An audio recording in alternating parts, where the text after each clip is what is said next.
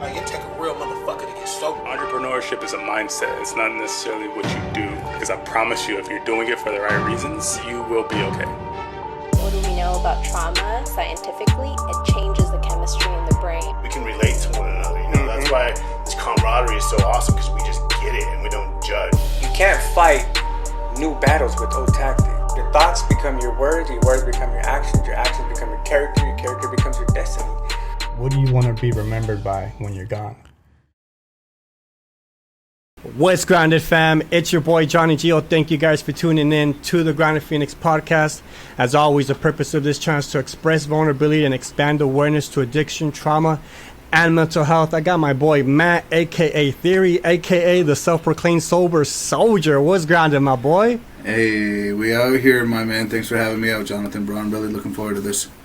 Bro, same here, man. We're going to be talking about a lot of stuff, man. Sobriety. We're going to be talking about the music industry, self-development. We were just burning up some sage right now, some fucking Palo Santo and shit. Dude, I mean, what I like about this is that, we chopped it up a little bit on Instagram, but I don't really know you too well, and that's what I love about this, because throughout this process, I'm going to be getting to know you on a deeper level. Like I said, I do want to talk about like your music. There's a couple bars on here where it just fucking hit me on some of your music on the Everest album. I was like, ooh, gotta talk about that for sure. So to start off, bro, where are you representing, bro? Where are you from? How much sober time you got? What do you do? Calgary, Alberta, Canada. Born and raised, never left. We call it the recovery capital of Canada up here, bro. We got a really good sober groups here, man. Our recovery scene is popping, and blessed to live here now, My clean date is June 17th, 2020, so I just celebrated my first year in June. Right on. Yeah, we keeping it moving, man. Bless. That's what's up, bro. That's what's up. I actually just had a homegirl from Canada. I think she's from Calgary as well. Her name is Emma. I don't know if you were able to catch one of her episodes. She was on here actually, and she came down to visit. So shout out to Emma. Actually, hey, real quick, where'd it go? Oh, here it is. Real quick, I'm gonna do this right now, bro. My bad. Real quick, look, check out this gift she gave me, bro. You see? We in here, bro. Bro, you guys got mad love for us out here, man. She's a super dope human being, man. Much love for her. So I gotta give her a shout out real quick. So hey, I gotta ask, man. Theory with the 7HEORY. Is there a story behind the 7? 7 was always I always felt attracted to the number 7. Like growing up, there was definitely no God, no higher power in my life, but sticking with that angelic number was always close to my heart. So I think it was always destined to be. I used to go by DJ 7. Over the years of like moving into more doing the writing and the rapping, I kind of like abandoned it, but I felt like I had to carry a part of that back with me. So I kept the 7. Now we're here. Hey, that shit looks nice when you see it on there, the 7 as the T. I was like, all right, that's what's up. I wonder if there's a backstory for it, and sure enough, there was. You talked about like not having a higher power, bro. What was life like without a higher power, and do you notice the difference? Bro, it was terrible. In our literature it says God is either everything or he is nothing, bro. And for me, man, if my creator's not at the top of my list, man, my life's not going well. This last year, really like the last 7 or 8 months, my life has changed beyond my wildest dreams, bro. And like the gifts that they talk about in these programs, they come true if you do what you're told to do. Like really getting in touch with creator and starting to understand like what a higher power means to me. It's changed my life in every aspect of the word. The things that I tried to pull and to force and to pry at my entire life, whether it be music, relationships, whatever it may be, when I finally relinquished some of that control and really gave a lot of this up to creator, bro, it was just like silver platter, don't fuck this up, but here you go. And I finally have a purpose. I always made music to stand out and to be that guy. A big theme in active addiction in my entire life was trying to find a reason, like a way to fit in, and music was the supreme driver of doing that. Also in our literature we talk about the actor and wearing the masks. A lot of people have the mask at home, they have the mask with their family. I had like fucking 40 of them motherfuckers, like. But when I finally stepped on a stage, that's when it was like that like I have arrived moment. I could be whoever I wanted to be, and my music kind of portrayed that, you know. Like, I was never really a gangster. I was the worst drug dealer there ever was, but like, bro, thankfully I trashed a lot of my old music off, because like it really portrayed all the negative stereotypes in hip hop, you know. And in getting sober, trying to figure out like where I'm supposed to be in doing this, you know, I really wasn't sure how I was going to continue doing the work that I do. But you know, I always thought I had to be drunk or high to make music. Turned out 10 years of being drunk and high, I never made any music. 6 months of solid sobriety, I recorded and wrote the entire Everest album and put it out. And I've started to kind of fall into the community a little bit and realize that like there's a desperate need for content that's not about partying. It's not about, you know, being derogatory towards women. It's not about, you know, glamorizing this life that's killing so many people every day. You know, so I think my goal now is to just do what I do and try and carry the message while I do it. So, bro, very well said, man. So much to unpack on what you just said right now, dude. So first I want to say, man, so you were ready for COVID, huh? You were already wearing all these masks, huh? Yeah. Like, bro, I already had one stitched to my face, you know, so like when I had to put them on, thankfully, like I kind of like isolated hard, and that, you know, that was like the end of my addiction, you know, like got all the government money. I didn't have to go to work no more. It was like the like perfect scenario for an addict, you know, but it also ended up being my greatest asset, because I had the time to slow down and to put the work in that I needed to get out of this shit. So right on, dude. Hey, man, and getting sober during like a pandemic, that's tough, man. A lot of people actually, you know, rest their souls. You know, they weren't able to do that, especially because not all the resources were available for people, man. So, you know, more power to you, bro. I also want to mention, I want to stick to that higher power subject. I know a lot of people have this hard time understanding or accepting or coming to some sort of their own higher power, how it means to them. A lot of people feel like it's whatever program, or this AA or NA or whatever type of A, it's religious in their eyes. I know for me at first, that's why I kind of shied away from it for a cool minute. I wasn't very open-minded to it.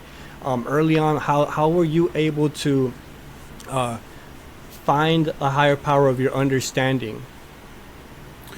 Well, I mean, I spent the better part of 4 years coming in and out of these rooms, and the thing that stopped me from picking up that book every time was that 3-letter word on the wall. You know, I see God in step 2, and I'd sit around meetings all day, you know, sometimes 6, 7, 8 meetings a day, and I'd stay sober for the day. But the problem is, when I got home, my alcoholism and drug addiction never left.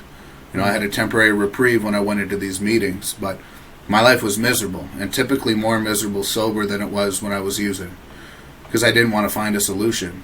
You know, that term white knuckling, that's the definition of what I was trying to do. Just trying to make it to the day where I could drink or smoke crack like a gentleman. But that day doesn't come, you know. If you're the real deal addict alcoholic, there is one solution. I tried everything else. And for me, the breaking point this time was realizing that, like, I was going to either kill myself or I was going to get sober and stay sober in a method of recovery that lasted for me. And the thing that I'd seen over and over and over again with people that had the recovery I wanted was they had a God of their own understanding. You know, my step 2 for me when I came around this time was like, I became willing to believe that I would become willing to believe that a God of my own understanding could restore me to sanity. That was all that I needed to give this a shot. And in finally giving it a chance and trying to, like, bro, I was like the Bible burning atheist dude, you know, like, one of my favorite things to do was to get all fucked up at parties and find the most religious person and corner them and try and convince them their God didn't exist. Whoa. You know, like, it was aggressive. And again, that falls back into the fitting in thing, you know, like, you probably weren't going to like me after, but you were definitely going to remember me. You know, there's no way that you left that party and weren't like, yo, that guy was fucking nuts, you know? There was no God coming near me, bro. And just a little bit of willingness in a chance that it might be something tangible down the road. You know, it took a little while of turning it over, but like, bro, I see a higher power working in my life very, very loudly today. things that you can't put up and chalk up to a coincidence, bro. Like, I love this shit, man. And all it takes is just a bit of willingness to try. And like, it doesn't have to be, big dude in the chair in the sky. It doesn't have to be organized religion. It doesn't have to be, I take little bits and pieces out of everything. Yeah. Yeah, one of the things that I heard like from my boy Justin was when I interviewed him was coincidences is God's way of remaining anonymous. Hey, and I like that. Hey, shout out to my boy Justin, that fool Justin Peña. He told me that, and that sat with me, bro. What is how does your higher power work? How do you know it's there? Like, I know you feel it, like you believe it, like, man, I survived this, that I had nothing to do with this. Like, for you, how do you know your higher power is working? And man, how can I put this? What does he, she, that look like to you? So I've heard somebody say, man, my higher power is house music. My higher power is like all of these things that just bring me joy, and that works for them. Well, I mean, like, for me, coming around this time, bro, I needed something that wasn't physical. You hear a lot of talk about people in the rooms. It's just like, my higher power was this chair, or was the door, or this room. What the fuck happens if the room's not there or the chair disappears? You're fucking drunk, For me, I needed to find something that I couldn't understand. I've always been really grounded in nature. I've always been a firm believer that, like, of energy. Like, we give off a large amount of energy. And the connectivity between people in this earth and this planet, that is still relatively tangible, but it's not going anywhere. It's something that I can understand, and that's where kind of like the progression led me, I took little bits of like Buddhism and trying to get grounded spiritually through meditation, and like practicing the 11 was like where I started to really see God working in my life. But it, for me, it was like starting to learn a little bit more about like First Nations culture and to see like they have a real practical way of looking at spirituality, and it's all based in physical form, whether it be the elements, earth, wind, water, fire, whether it be medicines, or it gave me something to connect in the physical realm to something that is way bigger than me. And honestly, bro, like, Creator works in my life so loudly and so often that it's hard to pick out like certain instances, because it's very loud these days, but like, if I sit down and I like earnestly be like, hey, maybe I'm not working with enough guys, I really, really need a guy to work with. I did this the other day, I left this place, and I had this like loud voice. It's just like, bro, you gotta go, you need another guy. And I was like, fuck, I was tired, I was sweaty, I was gross. So I went to this meeting. There's like 5 people sitting there. And I'm like, great, bro. Fucking came all the way to this meeting. Ain't no newcomers. I'm not leaving here with someone. A few other people trickled in by the end of the night. And at the end of the meeting, this dude was about to leave. And a friend of mine grabbed him and was like, no. She's like, here, this is my friend Matt. You need to meet him. And I got a new sponsee.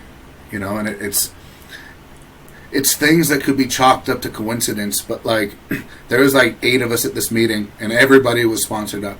There was a very, very loud guiding force that pointed me towards where I needed to be, and what I needed was presented right in front of me. And these are like daily occurrences now, bro. As soon as I started clearing this channel and trying to find this conscious contact, bro, it's wild, man. I feel that, bro, and I definitely understand what you're talking about. Sometimes I get this. It's like it's almost I'm working against myself and these thoughts that I have were like my old tendencies of like me being in control and saying like, no, this is the right way. These from past experiences, at least, I know that this is something that I need to do, or like, why should I go waste gas over here? I'm on a mission to save money, but something inside you is like, no, you gotta go.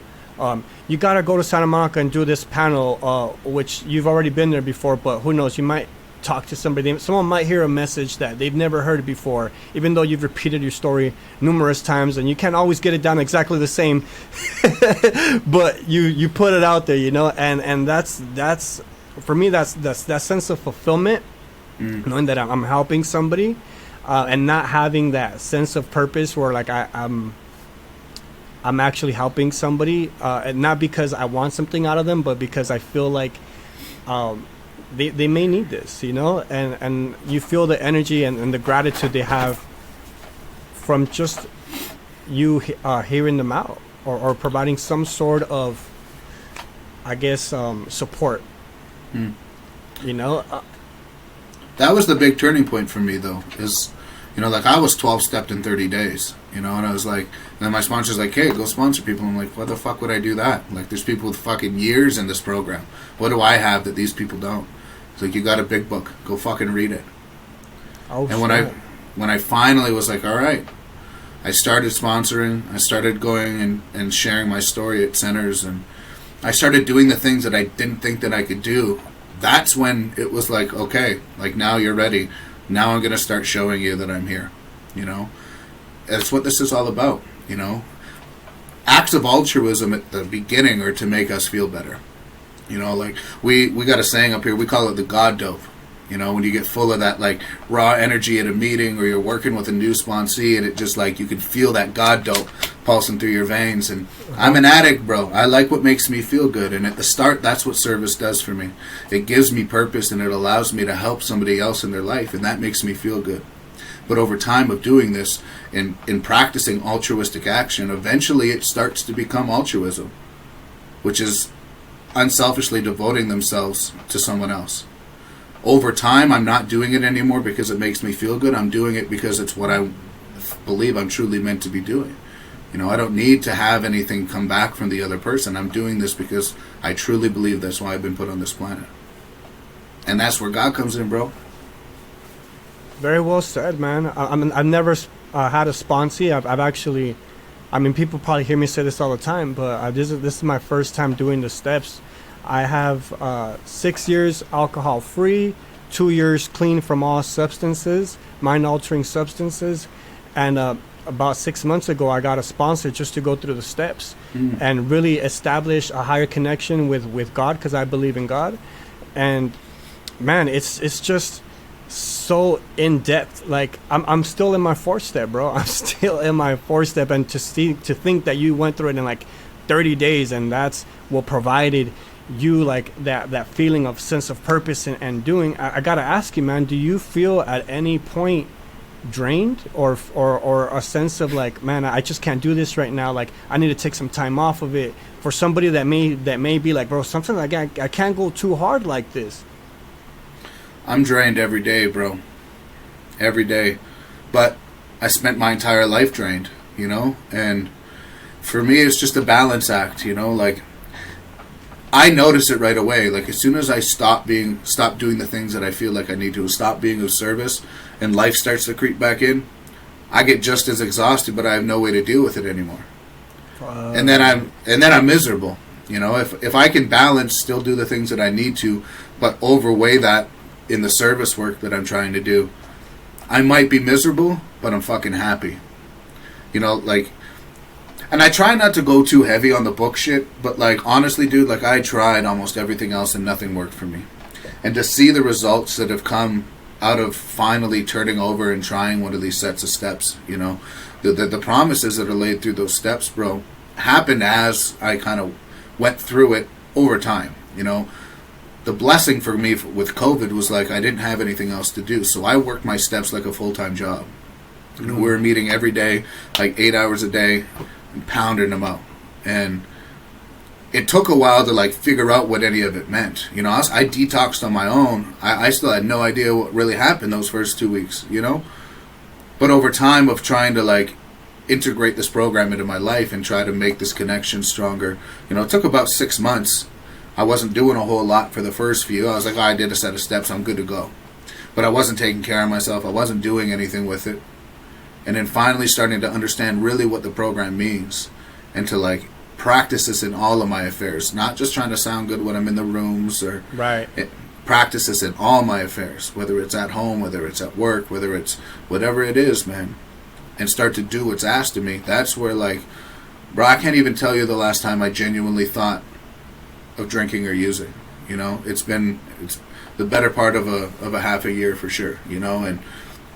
But it doesn't take very long for me to throw that away. You know, I get back into self-pity, and, you know, my defects crop up, bro, and like this year I've spent trying to connect with God, I can throw that away in the matter of 24, 48 hours. Right. And I'm right back to the same dude that I walked in at a year and a bit ago, you know? And it sounds like a lot, but for me, man, it was a hell of a lot harder trying to stay alive out there, bro. You know, if all I got to do is try and connect with the God of my own understanding, practice some meditation, try and be a better person and help some people, bro, that's way easier than scrounging up change and robbing people and stealing so I could get high, risking the chance of overdose, risking the chance of going to jail, not being there for my family when they need me. I've been through some like pretty heavy shit over the last few months. You know, I lost another good friend of mine a few months ago, and all the things that would have taken me out 100 times over, you know, I was able to turn that over and put it into something constructive. And to me, that's like the biggest gifts that I've got out of my recovery, bro, is like drinking and using is not an option anymore. Because I know exactly where it's going to take me, but I was never able to see it that way before. Dude, very well said, man. Dude, that's very well said, dude. I want to get into a couple of your lyrics, some bars that you wrote down. I know you talk about, you know, suicidal thoughts sometimes. You talk about that. And there's this bar I wrote down. It says, I got these feelings. Sorry if I butcher this shit, bro. My writing is horrible, man. You good? I got this feeling that something ain't right. And these thoughts in my head keep me up at night. And now, when I hear this, man, even in sobriety, bro, when I hear this, like, it's hard to get rid of these thoughts that we've just been programmed for a long period of time to identify as. First, let me ask you, when you wrote this down, what were you thinking about? And also, how do you deal with, like, these thoughts sometimes in the middle of the night that you can't go to sleep? Well, that's Up at Night. That was one of only 2 songs that I had written before I got sober that ended up on Everest. And that one in particular, you know, that one and Clueless. Clueless was the other one. Just finished the video on that. Nice. But you know, it was something that I never was able to deal with. And again, understanding that like drugs and alcohol really aren't the problem, because for a long time they were the only solution that I had. You know, and for a while they worked. At the beginning, they did what they were supposed to do. Over time, it only made my problems worse. Right. So every time that something, you know, when those thoughts come up, I'm going to drink and I'm going to use to try and get rid of them. But then I'm up 5, 6 in the morning after the second day of doing this shit. And those thoughts are louder and louder and louder. You know? In our program, we talk about a jumping off point where drugs and alcohol aren't working, and not using drugs and alcohol aren't working. A lot of the times it ends in suicide or in death way before their time. And, you know, for me, my jumping off point was literally a jumping off point. You know, I realized that I couldn't do this shit anymore. I gave up, went back on the hard shit. I was doing a whole bunch of shit that I shouldn't have done. A good friend of mine had passed away the morning I went off on this bender, threw my antipsychotic meds away, and I went out, and 4 days later I found myself standing on a bridge, and I jumped. And I hit the bottom of that river, bro. And again, this is like, God was always there for me, bro. You know, God was always working in my life. I hit my head on the bottom of that river so hard it busted out 3 of the teeth in the back of my mouth. But I didn't lose consciousness, and I was able to get up and get out of that river, and that's what brought me into the rooms for the first time. But it was 3 years later that I finally managed to make a proper run at this recovery stuff, you know? And that, again, bro, these are the gifts. I don't have to think like that anymore. When the thoughts come in, because they do still come, you know, a lifetime of mental illness and disease and addiction and alcoholism doesn't disappear like that. But I have ways to deal with it now, to not let it take over and to not keep me up at night, to not take over my life to the point that I'm going back to what put me in that predicament to begin with, you know? Bro, I mean, first I want to say, you know, I'm sorry to hear about your friend. And, dude, you surviving that and experiencing that and just sharing that with me and being vulnerable, you know, thank you for that, dude, because I'm sure plenty of people that tune into this and just, you know, they'll be extremely grateful for you sharing that. I'm gonna jump into another one that I'm sorry if I butcher your shit, bro. Like my writing is horrible, dog. Oh, okay. So right here is like, and clueless, and it's crazy because I think I'm fucking a lot with the clueless and the other song that you did before your recovery. I think that's something that I really was connecting to, was inside of my body I'm a tourist. Like, man, I even with enough time, and even like you work on yourself, like sometimes you're really figuring out who you are, and like you never quite really know exactly who you are. But I think that's the beauty in life as well. Like you're always constantly trying to work on yourself, or trying to really understand your true essence of being. Is that where this verse comes from? And like what made you, like, I guess, write that?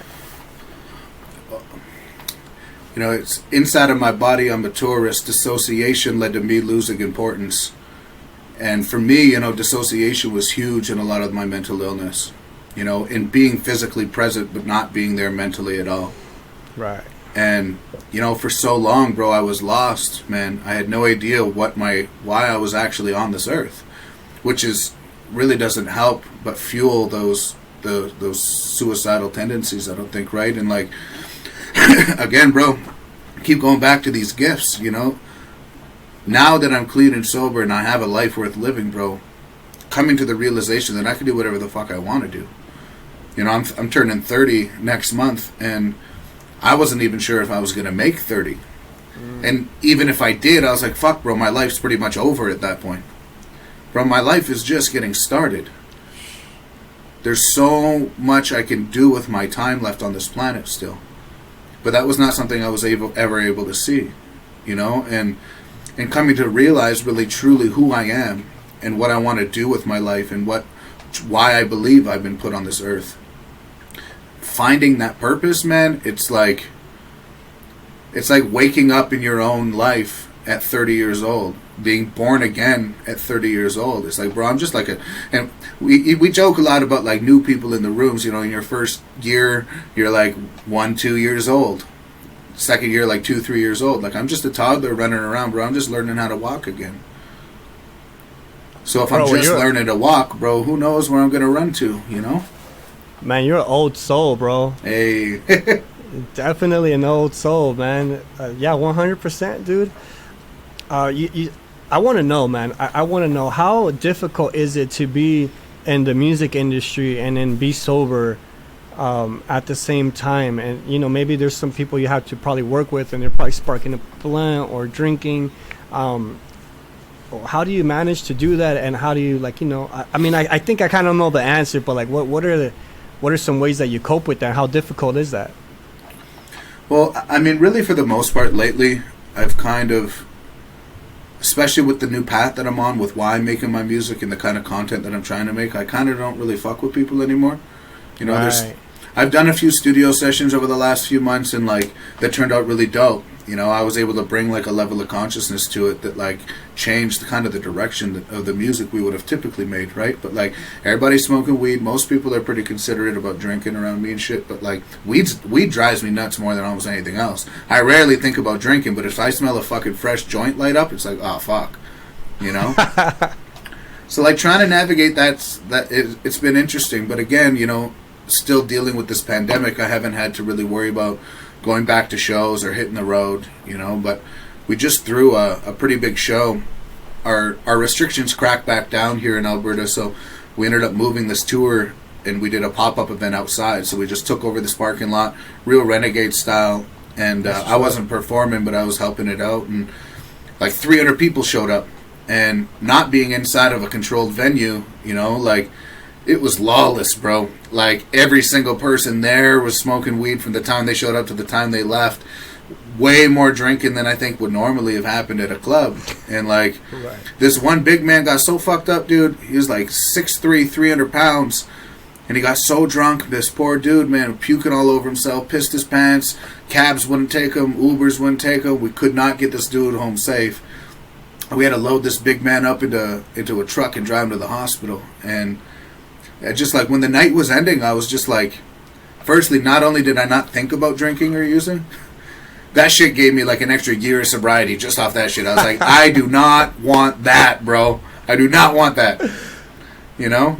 And it's, so navigating over time might be difficult, but again, bro, that's why like I consider myself blessed that like my God of my own understanding shined his light upon me bright enough that I could find the way into this way of life when he did, because I don't know if I would have been able to do this, having to do shows every few weeks and being in clubs and being stuck in that lifestyle at the beginning. So Right on, bro. Hey, man, I hear you, dude. I'm actually able to go to clubs, bars, all that, you know, not feel no sort of like, you know, like I want to smoke a blunt, like pass that shit this way, or, you know, I hold people's beers.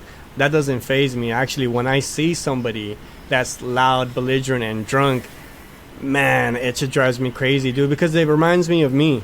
It reminds me of that guy just acting the fool, like, you know, thinking he's a shit because he has coke on him and shit. Like, you know what I'm saying? And, yeah, I can see how that gave you an extra year of clean time, because you're just like, whoa, bro, I do not want to be that person, so thank you. And I think that's very nice of you guys to have taken him to the hospital. You know, not many people would have done that. When I talk to you, bro, because I haven't really gotten a chance to get to know you other than right now. It just sounds like you're very passionate about, you know, your recovery. You're passionate about your music. You're passionate about being a better person. Where does this passion come from? Like, what drives you? Why are you so damn passionate, bro? If I say it's anything but my creator, bro, I don't know, man, because this wasn't me before, you know? I didn't give a fuck to help anybody else. If it didn't serve me, I wanted no part to do with it, you know? But in just like starting to experience this way of life and the love that comes from it, like I wouldn't have found you if it wasn't for taking a part of this. And I didn't really realize, you know, just how dope our community is worldwide. You know what I mean? Like, and again, this is kind of the blessing of COVID. Like, I don't know, maybe we wouldn't have connected like this if we didn't have the downtime to work on like a virtual scenario like this, you know what I mean? And like starting to connect with like all the homies down in California and Vegas, and, you know, like homegirl Alexia in Ottawa, bro. Like, this shit's worldwide, man. And the love that's in this community, bro, and to see the things that people are doing with their lives for good, it's just further inspiration to like continue taking those steps to be a better man, you know? Like, and again, still moderately selfish, because it does make me feel good, you know? Like, I'm finally being a decent human being, and like, I try not to run around and like advertise my clean time and shit, because I hate when people tell me they're proud of me. It's like, bro, you've seen the shit I did over the last decade, bro. Like, cut that shit the fuck out. I'm just, talk to me in 10 years. If I'm still clean and doing this shit, then like maybe be proud of me. But like, I got a long way to go, you know? And we're just clearing up the wreckage of the past, man, and just trying to be better. Damn, dude, very well said, man. A passionate man right there. Hey, bro, I know you're a busy guy. I don't want to take up too much of your time, dude. But before I let you go, I got to ask you, man, this one final question. It's kind of the signature question of the podcast, which is that I believe there's 3 things in life that are guaranteed, and they're actually marked on our gravestone. We got our birthday, we got the day we pass, and that dash in the middle that we often overlook, which symbolizes the way we led our life. What is it that you want to be remembered by when you're gone? Yeah, that's heavy. No pressure, big dog. Yeah. I'd like to make as much change as I can in the rest of my life, that anybody that was around to experience the things that I did before that, those aren't the things that people remember. You know, through the work that I do with my music, you know, trying to turn this over and understand why I'm doing it now, and to make content to hopefully help somebody down the road. You know, these are things that can last and continue to help people long after I'm gone. You know, as I continue to figure out what this means for me, bro, like, I just want to be able to continue to help people long after I'm not on this earth. You know, whether it be through whatever lineage I may have, whether it be through the work that I have left behind me, or the people that might be able to carry part of the message that I help instill in them on to people before them and after them and after them and after them. Because, bro, like, if I'm not trying to change the world around me today, I'm not doing today right, you know?